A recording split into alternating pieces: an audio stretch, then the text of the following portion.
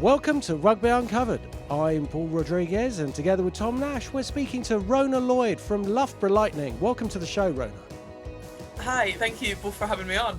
It's an absolute pleasure. It's really great to have you on. Tell us a bit about how you got involved in rugby in the first place, because clearly you could have chosen a multitude of sports with your talent.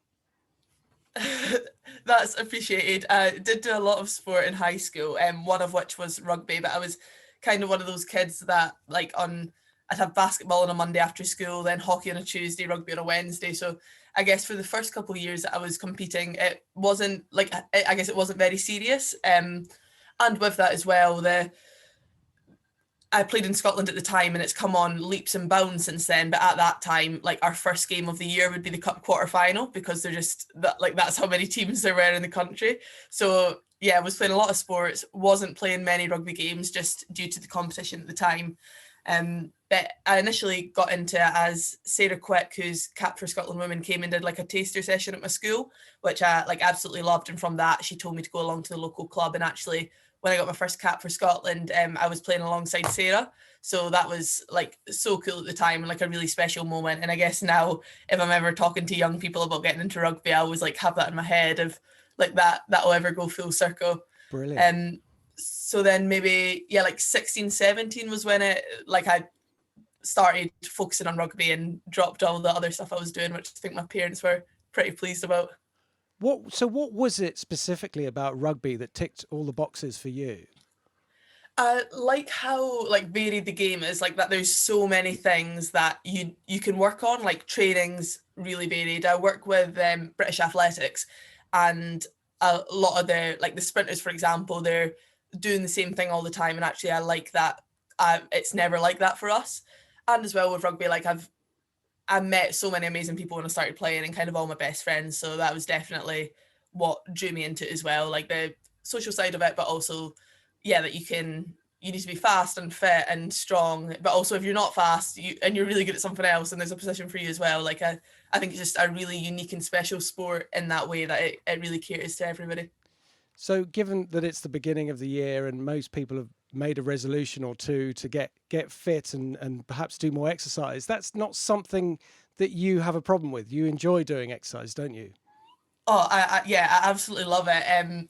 I guess when I first started out, so I was the skill side of it. I played my first 4 years as a winger who never passed the ball or did I got it and I ran, and that was it. So when I first started out and I started getting my sights set on Scotland stuff, I fitness was something that I could control. I thought, I could do that on my own after school. So I guess it was something that I took a lot of pride in then, and I've kind of, I guess I've not lost that, which I'm pretty lucky about. I do really enjoy that side of it.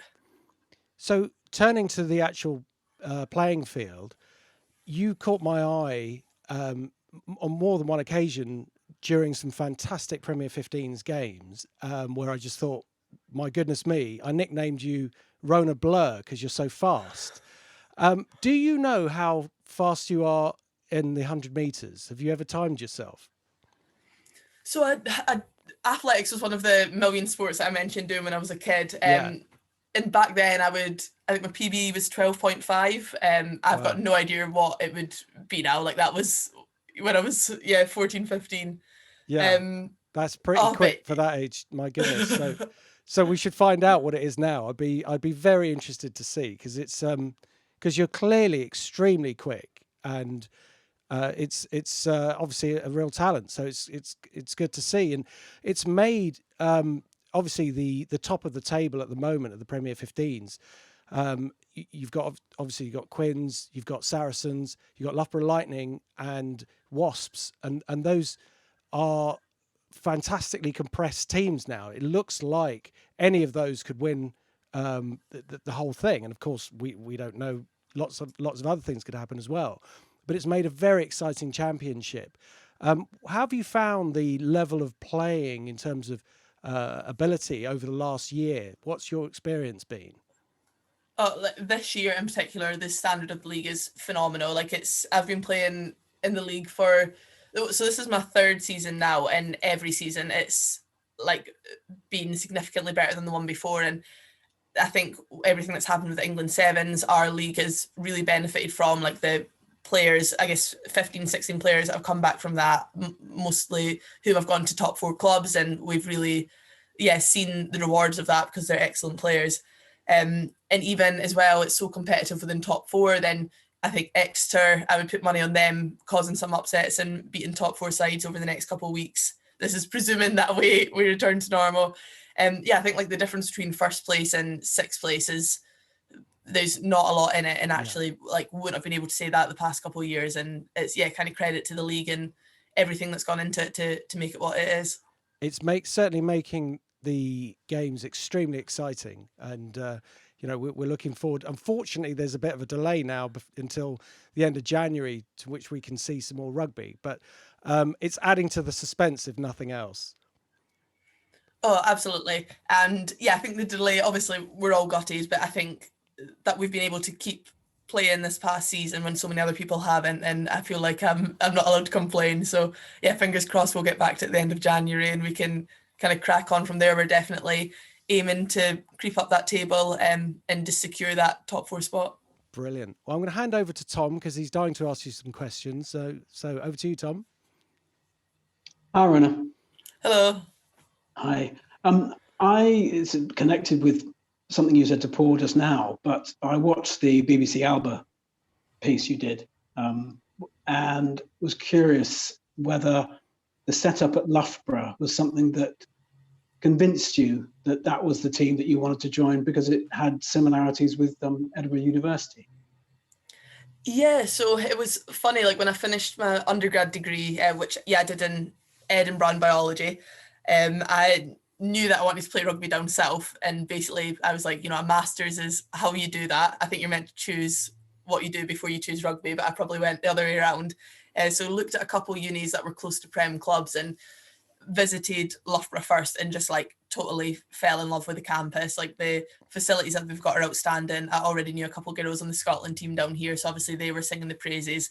And I think it was absolutely the right decision for me. As you said, like the setup is similar to Edinburgh University in terms of they've got like a university side competing there, which actually I got a couple games for in the last few seasons, which was nice. But I love it. Like I feel like I'm getting better and learning so much, which was why I moved down. So it's really cool to still be in that position and feeling the same way 3 years later. So you're studying at the same time? Yeah, so doing a master's here, which I was meant to finish last year, but summer was approaching. We had loads of sevens. Scotland had a summer tour. There was like the Olympics on the horizon, so delayed some of my master's courses, which obviously then everything got cancelled, which was sod's law really. So finishing it this year. But no, it's been awesome. It's been really cool. We hear very little about rugby in Scotland from grassroots to elite level. Is it growing? Is it becoming more popular as it is in many countries in the world? Oh, absolutely. Like it's growing massively, the women's game in particular.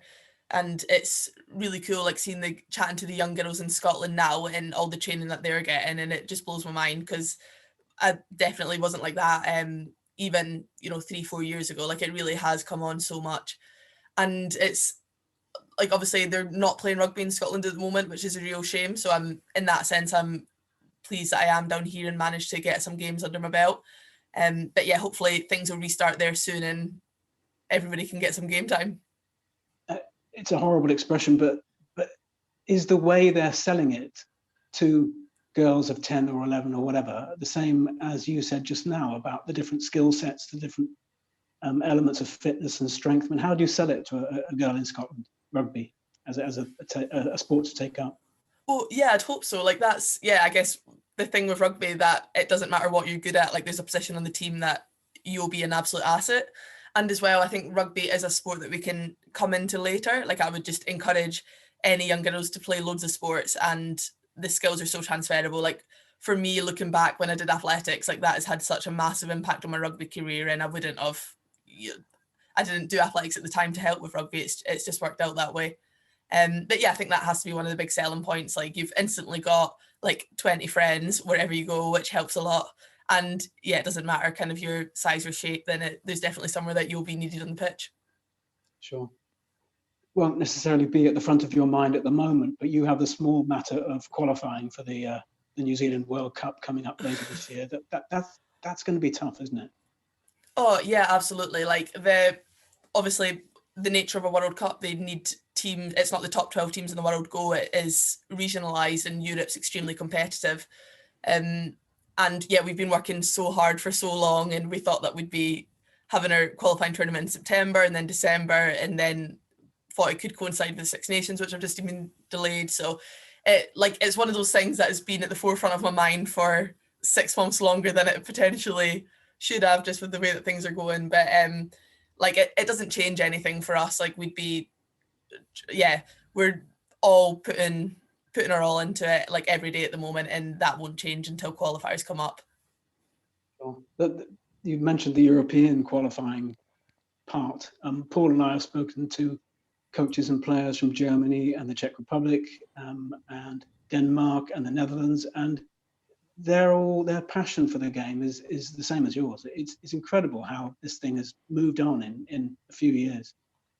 Oh, absolutely. Like when I got my first cap for Scotland Sevens, which was a good few years ago now, but we were in the Rugby Europe Trophy at the time. So we were playing against like Israel were there, and like some Switzerland were there, and countries that I would not associate with playing rugby were, like, yeah, as you said, so enthusiastic and passionate about the game. And yeah, it's really, like, I think rugby is just one of these sports, sevens in particular, that's just going to keep growing and growing. But you have a day job as well as studying and playing for Loughborough. Yeah. So it's pretty busy, but I do have a pretty good balance. So I'm finishing my masters, which I've still got one course on, working at British Athletics, which I absolutely love, and then playing for Loughborough. So it's a busy schedule, but I do enjoy it. Brilliant. Rhona, thanks so much. I'm going to hand you back to Paul, and we will speak again, I hope. All the best, Rhona. Cheers, thank you. Rhona, thank you so much. Quite incredible how much you do. I don't think people outside know enough about the number of things that people like you are juggling. You're studying, you're working, you're playing the sport you love, but you've got to train, you've got so many things to juggle. Just before you go, can you tell us where people can follow you or where you are on social media? Yeah, so for social media, I'm probably use Instagram the most, where my handle is just at Rhona Lloyd. And then I also have a podcast with one of my teammates, Sarah Bonner, and the handle for that is at Women Who Sport. So between those two accounts is where we're posting most of the time. And where do we find that? Where's that posted? Oh, so Women Who Sport, you can find the podcast on Spotify or Apple Podcasts or wherever. And then, again, we're on Instagram with the same handle. Brilliant. Well, we'll post links to that. And thank you once again for coming on the show. Just one final thing. Do you think that when you score a try, you could do like a lightning bolt? Some kind of like, how Usain Bolt did? I think you should do that. I think you should start that as a thing. Start a lightning bolt. Yeah. Yeah, I'm on board. Why not? Yeah. I don't do anything at the moment. Well, I'd be Rhona's version, not Usain's, wouldn't it? Well, yeah, absolutely. Yeah. I think there should be more. I mean, like in football, everyone celebrates with some kind of like little ritual. So I thought you doing some kind of lightning bolt would just be brilliant. Oh, good idea. Amy Lee Murphy-Crowe, who plays for Ireland Sevens, she does the same celebration every time she scores, which is one that like her sister told her to do. But I've seen them like be behind before, and she scores a try, and she's still got to do it, but she looks like not happy about it. Oh no! Okay. Well, look, so I think I'll only do it in the glory moments. Yes, when it's a really good one, and and then you can try and work out what it might be, and then everyone will know where you got the idea from. Yeah, exactly. Sold. Yeah, brilliant. Oh, I look forward to that. Fantastic. Rhona, thank you once again. It's been an absolute pleasure. All the very best with your studying and everything that you're doing, and obviously for the season ahead. So all the very best. Thanks again. Yeah, no, that's appreciated. That was a lot of fun. Thank you. Thanks a lot. Take care. Cheers, Bye now. Cheers. Bye. See you. And thank you so much for listening, and we'll catch you next time.